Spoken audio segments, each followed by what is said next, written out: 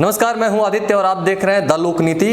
लोग कहते हैं कि देश और देश की आत्मा गांव में बसती है। गांधी का देश है और इस समय जो मध्य प्रदेश शासन में जो सरकार है, जिस पार्टी की सरकार है, और वो गांधी की आइडियोलॉजी पे राजनीति करने का दम में भरती है। और गांव की स्थिति आप देखिए, उसी का एक छोटा सा नमूना लेकर के मैं हाजिर हूँ।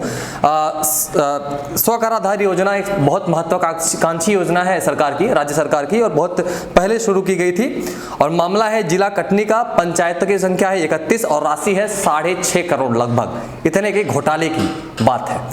जिस व्यक्ति के आसपास ये आरोप घूम रहा है, जिसके इर्द गिर्द ये पूरा आरोप अपना खेल खेल रहा है, उसका नाम है जगदीश चंद्र गोमे, जो जिला पंचायत सीईओ है कटनी के। ये मामला सबसे पहले द लोक नीति एक्सक्लूसिव, आप वेबसाइट पे भी जाके पढ़ सकते हैं, और इसका पहली बार एक्सक्लूसिव के थ्रू, वीडियो के थ्रू हम आपके सामने लाने की कोशिश कर रहे हैं।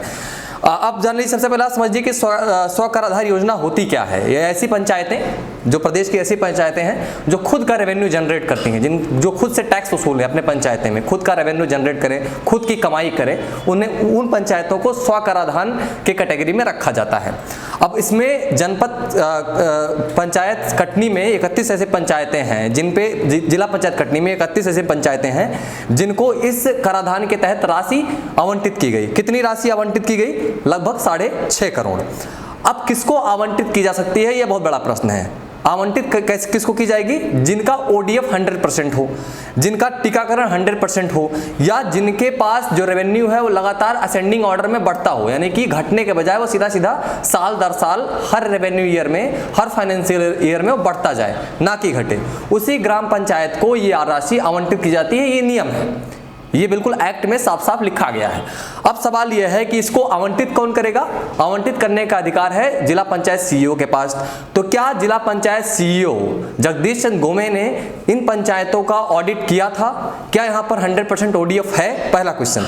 दूसरा क्वेश्चन, क्या इन 31 पंचायतों में 31 सभी की 100% टीकाकरण का लक्ष्य पूरा किया था? दूसरा क्वेश्चन। तीसरा क्वेश्चन, क्या इन 31 के 31 पंचायतों का टैक्स बढ़ रहा था? अगर ऐसा है तो ये ब्लॉक, ये पंचायत देश की सबसे विकसित पंचायत होनी चाहिए, जैसा कि लोक नीति में गौतम ने अपने लेख में लिखा है। अब आगे आते हैं, सारा पैसा कैसे डाला गया? सारा पैसा पंचायतों के अकाउंट में डाला गया। इसके लिए कौन जिम्मेदार है? सरपंच और ग्राम पंचायत सचिव। सारा पैसा वहां डाला गया। अब खर्च कैसे किया जाएगा? खर्च करने का साधारण सा नियम है, सरकारी नियम है कि आप 1 पैसा भी नकद भुगतान नहीं करेंगे, सबका सब ऑनलाइन भुगतान होना चाहिए। ये सारे पैसे खत्म हो गए। अब ऑडिट की बारी आई। जब ऑडिट किया गया तो पता चला कि 1 भी पैसा ऑनलाइन ट्रांजैक्शन के थ्रू नहीं खर्च किया गया है, सारा का सारा पैसा कैश में खर्च किया गया है, जिसका कोई लेखा जोखा नहीं है। अब ये मामला जब सामने आया तो विधानसभा तक पहुंचा। विधानसभा में संजय पाठक विधायक हैं बिजरावगढ़ से बीजेपी के, उन्होंने क्वेश्चन किया। क्वेश्चन का जवाब दिया कमलेश्वर पटेल ने, जो ग्रामीण विकास के मंत्री हैं इस सरकार में, इस कैबिनेट में। उन्होंने जवाब दिया। जवाब देते हुए इस चीज को स्वीकार किया कि अनियमितताएं हैं। उन्होंने स्पष्ट रूप से कहा कि अनियमितताएं हैं। और अनियमितता की जांच कौन करेगा? अनियमितता की जांच करने के लिए जो कमेटी बनाई गई उसको कौन हेड कर रहा था? जगदीश चंद्र गोमे। जिनके ऊपर आरोप है, चोर से कह दो कि थानेदारी करो, बिल्कुल वही नियम लगा दिया गया कि चोर वही है, थानेदार भी वही है। वही ऑडिट किया।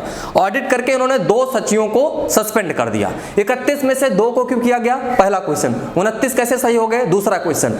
सबके सब 31 ग्राम पंचायत सचिव के अलावा सरपंच को क्यों आप सुरक्षित बचा रहे हैं? क्योंकि आपको शायद अगले चुनाव में या आगे के ग्राम पंचायत के जो चुनाव आ रहे हैं उनमें आपको हर ग्राम पंचायत का बूथ जीतना है। ये पॉलिटिक्स यहाँ पर दिखाई दे रही है। इतना सॉफ्ट कॉर्नर कांग्रेस 2014 में साफ हुई थी, सिर्फ और सिर्फ भ्रष्टाचार की वजह से साफ हुई थी।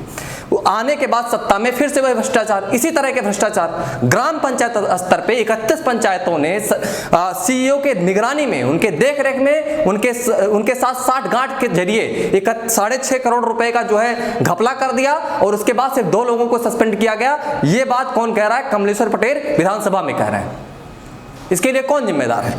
अब आती है बात, ये हमने आपको क्वेश्चन पूछ लिया कि 2 पंचायतों पे कार्रवाई क्यों की गई, 29 पे क्यों नहीं की गई। अब आते हैं, आपको ये बताते हैं, ये मामला सिर्फ और सिर्फ वहीं का नहीं है, एक पंचायत का या एक जिले का, कटनी जिले का, ऐसा नहीं है। ये पूरे प्रदेश का मामला है। लोक नीति ने रीवा से जुड़ी एक खबर इस पे ब्रेक की थी। लोक नीति में इसने एक खबर की थी रीवा से जुड़ी हुई, जिनमें उन्होंने बताया था कि करीब 7 करोड़ रुपए का घोटाला रीवा जिले के कई सारी पंचायतों में पाया गया, इसी तरह का, इसी योजना के तहत, इसी के तहत। अब बाद में इसको दैनिक भास्कर ने भी ब्रेक किया, तो दैनिक भास्कर ने कहा कि 12 करोड़ था, तो हमने भी करेक्ट किया कि 7 से 12 है। जो हमारे पास शुरुआती जानकारी थी वो 7 करोड़ की थी। तो लगभग पूरे प्रदेश का अगर देखा जाए तो 380 करोड़ रुपए का घोटाला लगभग सामने आने की आशंका है। इस पे जांच कौन कराएगा? और जगदीश चंद्र गोमे क्यों वहां उस पद पे बने हुए हैं, उनको क्यों नहीं सस्पेंड किया गया? कमलेश्वर पटेल काइंडली, बहुत नम्रता से ये बताएंगे कि इनको जांच क्यों दी गई। जो आदमी जिस संलिप्तता की आशंका है जिसके ऊपर भ्रष्टाचार में, उसी को जांच थमा दी जाएगी। तो पुरानी कांग्रेस हो गई 2014 वाली। अगर आपको सत्ता में लोगों ने इसलिए लाया है कि आप परिवर्तन करेंगे, तो ये परिवर्तन है आपका। इसके लिए जवाबदेह कौन है? क्या मुख्यमंत्री या कैबिनेट से कोई जवाबदेह मंत्री, जनसंपर्क मंत्री पीसी शर्मा समेत कोई भी जवाबदेह मंत्री इस बारे में बात करेगा कि ये पंचायत में जो घोटाला हुआ उसकी जांच वो सीईओ ने क्यों की जो खुद संलिप्त है इसमें, और उसने 29 लोगों को क्यों छोड़ दिया, किस एवज में छोड़ दिया, उससे कितना पैसा लिया? इस सब का जवाब मध्य प्रदेश चाहता है। आप देख रहे थे द लोकनीति। ऐसे तमाम खोजी पत्रकारिता के लिए, रिपोर्टिंग बेस्ड पत्रकारिता के लिए हमारे साथ बने रहें। धन्यवाद।